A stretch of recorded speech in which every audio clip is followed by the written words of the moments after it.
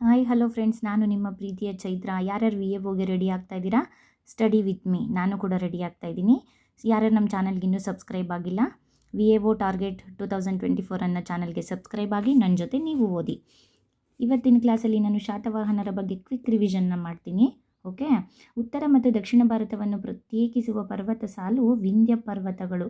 ವಿಂಧ್ಯ ಪರ್ವತಗಳಿಂದ ಕನ್ಯಾಕುಮಾರಿ ಭೂಶಿರದವರೆಗಿನ ಭೂಪ್ರದೇಶಕ್ಕೆ ಏನಂತ ಕರೀತಾರೆ ಅಂದರೆ ದಖನ್ ಪ್ರಸ್ಥಭೂಮಿ ಅಂತ ಕರೀತಾರೆ. ಇಲ್ಲಿ ನೋಡಿ, ಸಂಗಮ್ ಸಾಹಿತ್ಯ ಇದೆಲ್ಲ ಹಿಂದಿಂದು ಸ್ವಲ್ಪ. ದಕ್ಷಿಣ ಭಾರತದ ಇಲ್ಲಿಂದ ನೋಡಿ, ಕ್ವಶನ್ ನಂಬರ್ 6 ನೋಡಿ, ದಕ್ಷಿಣ ಭಾರತದ ಪ್ರಥಮ ರಾಜವಂಶ ಶಾತವಾಹನರು. ದಕ್ಷಿಣ ಭಾರತ, ಇದು ಭಾರತ, ಕರ್ನಾಟಕ ಅಲ್ಲ. ದಕ್ಷಿಣ ಭಾರತದ ಪ್ರಥಮ ರಾಜವಂಶ ಶಾತವಾಹನರು. Question number 7, ಶಾತವಾಹನರು ಸಾಮಂತರಾಗಿದ್ದುದು ಮೌರ್ಯರಿಗೆ. ಯಾರಿಗೆ ಇವರು ಸಾಮಂತರಾಗಿದ್ದರು ಅಂದರೆ ಮೌರ್ಯರಿಗೆ. ಶಾತವಾಹನ ರಾಜವಂಶದ ಸ್ಥಾಪಕ ಸಿಮುಕ. ಇದು ಇಂಪಾರ್ಟೆಂಟ್ ಕ್ವಶನು. ಶಾತವಾಹನರ ರಾಜ್ಯ ಸ್ಥಾಪಕ ಯಾರು ಅಂತ ಕೇಳ್ತಾರೆ, ಸಿಮುಕ ಅಂತ ಹೇಳಬೇಕು. ಶಾತವಾಹನರ ರಾಜಧಾನಿ ಪೈಠಣ ಅಥವಾ ಪ್ರತಿಷ್ಠಾನ. ಪೈಠಾಣ ಇರುವುದು ಯಾವ ನದಿ ದಡದಲ್ಲಿ ಎಂದರೆ ಗೋದಾವರಿ ನದಿ ದಡದಲ್ಲಿ. ಶಾತವಾಹನರ 17ನೇ ಅರಸ ಹಾಲ. ಹಾಲನ ಕಾಲ ಕ್ರಿಸ್ತಶಕ 46ರಿಂದ ಕ್ರಿಸ್ತಶಕ 51. ಹಾಲ ದೊರೆ ಬರೆದಿರುವ ಕೃತಿ ಗತಾ ಸಪ್ತಶತಿ ಲೀಲಾವತಿ. ಇದು ಇಂಪಾರ್ಟೆಂಟ್ ಕ್ವಶನ್ಸು. ಈ 13 ಕ್ವಶನ್ಸಲ್ಲಿ 1 ಕ್ವಶನ್ ಆದರೂ ನಿಮಗೆ ಎಕ್ಸಾಮಲ್ಲಿ ಇದ್ದೇ ಇರುತ್ತೆ, ಕಾಂಪಿಟೇಟಿವ್ ಎಕ್ಸಾಮಲ್ಲಿ. ಹಾಲ ಬರೆದಿರುವ ಕೃತಿ ಗತಾ ಸಪ್ತಸತಿ ಮತ್ತು ಶಾತವಾಹನರ ಸ್ಥಾಪಕ ಸಿಮುಕ. ಇದು ವೆರಿ ಇಂಪಾರ್ಟೆಂಟು.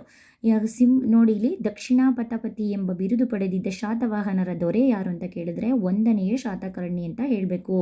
ಅಶೋಕನ ಸಮಕಾಲೀನನಾಗಿದ್ದ ಶಾತವಾಹನರ ದೊರೆ ಕನ್ಹ ಅಥವಾ ಕೃಷ್ಣ.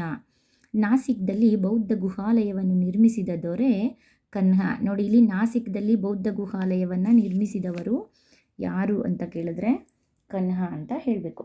ಶಾತವಾಹನರ ಪ್ರಸಿದ್ಧ ದೊರೆ ಗೌತಮಿಪುತ್ರ ಶಾತಕರ್ಣಿ. ನೋಡಿ, ಇಲ್ಲಿ ಕನ್ಫ್ಯೂಸ್ ಆಗಬೇಡಿ.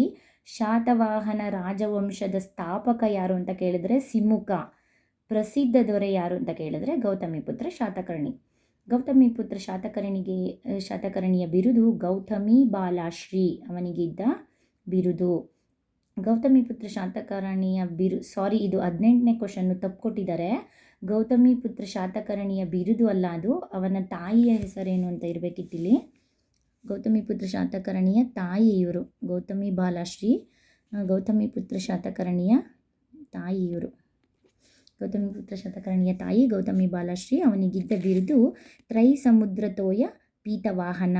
ಕ್ವಶನ್ 19 ನೋಡಿ, ಗೌತಮಿಪುತ್ರ ಶಾತಕರ್ಣಿಗಿದ್ದ ಬಿರುದು ಯಾವುದು ಅಂತ ಕೇಳಿದ್ರೆ ತ್ರೈಸಮುದ್ರತೋಯ ಪೀತವಾಹನ ಅಂದರೆ 3 ಸಮುದ್ರಗಳ ನೀರನ್ನು ಕುಡಿದವ ಕುದುರೆಗಳನ್ನು ಹೊಂದಿದ್ದವನು ಅಂತಕ್ಕಂಥ ಬಿರುದು. ಇದು ಎಷ್ಟೊಂದು ಎಕ್ಸಾಮ್ಗಳಲ್ಲಿ ಕೇಳಿದ್ದಾರೆ, ಸೊ ನೆನ್ಪಿಟ್ಕೊಳ್ಳಿ ಇದನ್ನು. ತ್ರೈಸಮುದ್ರತೋಯ ಪೀತವಾಹನ ಎಂಬ ಬಿರುದು ಹೊಂದಿದ್ದ ದೊರೆ ಯಾರು ಅಂತ ಕೇಳಿದ್ರೆ ಗೌತಮಿಪುತ್ರ ಶಾತಕರ್ಣಿ ಅಂತ ಹೇಳಬೇಕು. ಶಾತವಾಹನರ ಕೊನೆಯ ದೊರೆ ಯಾರು ಅಂದರೆ ಯಜ್ಞಶ್ರೀ. ಶಾತವಾಹನರ ಕಾಲದ ಆಡಳಿತ ವಿಭಾಗಗಳು ಜನಪದ, ವಿಷಯ, ಸೀಮೆ. ಇದು ಕೂಡ ಪಂಚಾಯತ್ಗೆ ಸಂಬಂಧಪಟ್ಟಂಗೆ ಕ್ವಶನ್ ಪೇಪರಲ್ಲಿ ಇದನ್ನು ಕೇಳ್ತಾರೆ. ಶಾತವಾಹನರ ಕಾಲದ ಆಡಳಿತ ವಿಭಾಗಗಳು ಯಾವುದು ಅಂತ ಜನಪದ, ವಿಷಯ, ಸೀಮೆ ನೆನ್ಪಿಟ್ಕೋಬೇಕು.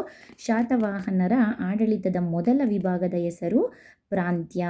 ಶಾತವಾಹನರ ಪ್ರಮುಖ ಧರ್ಮ ವೈದಿಕ ಧರ್ಮ. ನೋಡಿ, ನಾನು ಈಗಾಗಲೇ ಇದನ್ನೆಲ್ಲನೂ ಓದಿದ್ದೀನಿ, ರಿವಿಷನ್ ಕೂಡ ಮಾಡ್ತಾ ಇದ್ದೀನಿ. ಸೊ ನನ್ನ ಜೊತೆ ನೀವು ಕೂಡ ರಿವಿಷನ್ ಮಾಡಲಿ ಅಂತ ನಾನು ಇದು ವಿಡಿಯೋನ ಮಾಡ್ತಾ ಇದ್ದೀನಿ. ಸೊ ಯಾರ್ಯಾರಿಗೆ ಇದು ಹೆಲ್ಪ್ ಆಗುತ್ತೆ ಅವರೆಲ್ಲ ದಯವಿಟ್ಟು ನಮ್ಮ ಚಾನಲ್ಗೆ ಸಬ್ಸ್ಕ್ರೈಬ್ ಆಗಿ, ಓಕೆನಾ. ನೆಕ್ಸ್ಟ್ ನೋಡಿ, ಇಲ್ಲಿ ಶಾತವಾಹನರ ಕಾಲದ ಪ್ರಸಿದ್ಧ ಚೈತ್ಯಾಲಯಗಳು ಎಲ್ಲಿ ಕಂಡುಬರುತ್ತೆ ಅಂದರೆ ಕಾರ್ಲೆ, ಕನ್ಹೇರಿ ಮತ್ತು ನಾಸಿಕ್ನಲ್ಲಿ ಕಂಡುಬರುತ್ತೆ. ನಾನು ನಿಮಗೆ ಹೇಳ್ತಾ ಇರೋ ಎಲ್ಲ questions very very important. So ನೆನ್ಪಿಟ್ಕೊಳ್ಳಿ. ಶಾತವಾಹನರ ಕಾಲದ ಪ್ರಸಿದ್ಧ ಚೈತ್ಯಾಲಯಗಳು ಕಾರ್ಲೆ, ಕನ್ಹೇರಿ ಮತ್ತು ನಾಸಿಕ್ನಲ್ಲಿ ಕಂಡುಬರುತ್ತೆ.